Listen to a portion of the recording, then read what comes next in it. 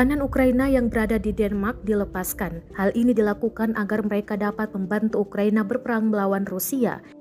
Pengadilan Denmark menyetujui pembebasan untuk kedua tahanan Ukraina. Dua tahanan Ukraina yang dituduh menyelundupkan manusia di Belanda diberikan pembebasan bersyarat dari penahanan pra-peradilan sehingga mereka dapat melawan Rusia di negara asal mereka. Keputusan itu diambil setelah pengadilan memutuskan bahwa warga negara asing itu menunjukkan keinginan untuk membela Ukraina dari serangan Rusia dan untuk bersatu kembali dengan keluarganya di negara itu, menurut dokumen pengadilan. Invasi Rusia ke Ukraina telah memasuki hari ke-28 pada Rabu 23 Maret 2022. Sejak dimulai pada 24 Februari, Rusia terus membombardir kota Mariupol hingga luluh lantak setelah penduduk kota tersebut menolak untuk menyerah.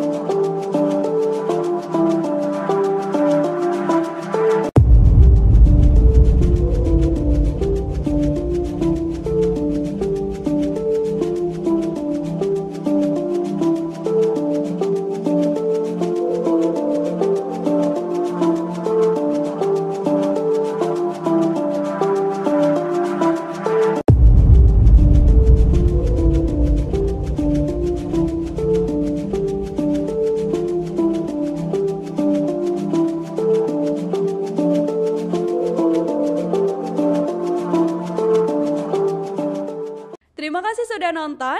Jangan lupa like, subscribe, dan share ya.